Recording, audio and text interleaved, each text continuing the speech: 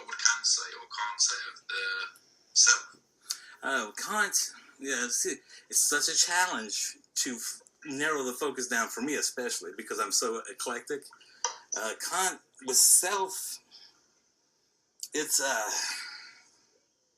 I would imagine I have to imagine he would say what Rousseau says, because Kant absolutely loved Rousseau. Immanuel Kant had a study, and in his study there was only one decoration, and in his whole house he only allowed one decoration. So he was very minimalist decorative style, and he had a portrait of Rene Rousseau, and he attributes Rene Rousseau to breaking him out of that Enlightenment superiority attitude and accepting that common man also had an identity and a worth and a value. And so since he holds Rousseau in such high esteem, I would imagine he saw the identity of self the same way Rousseau did. And with Rousseau, his notions of self comes entirely from society. Society gives us language, and society and language gives us identity. As in the living word, almost. Like yes, well, especially the living word. Not just, but it's also it's more complex because you start getting into a lot of dynamics. But let's stick to the simplest part with that. Rousseau said that society, which is the state, and during his time that was a king, I believe, or queen. I don't study France as closely as I did Prussia with King Philip.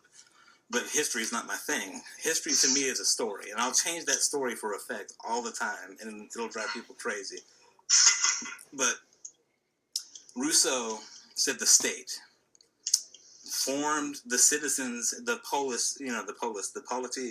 citizens' identities came from the state. And so the conditions that the state gave them, the laws and the language, all shaped how people became people and human beings.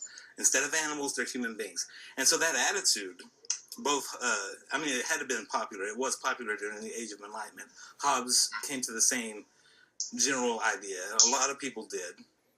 That idea is where the state gets its attitude towards its citizens. It's like, you exist as a human being because we exist as a state.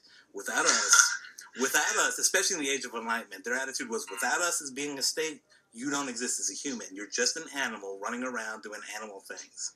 And it must have been difficult because, before the 1600s, as far as I'm aware, it was like 80% of people were illiterate. Mm-hmm. To the point now where you've got maybe 80% of people are literate, which is so, yeah, when you start looking at... In that situation, and if you were literate, I can imagine looking at the masses and thinking, well, you kind of do what we tell you to do, kind of thing. Yeah, their attitudes were pretty extreme. And, that was the time during the French Revolution.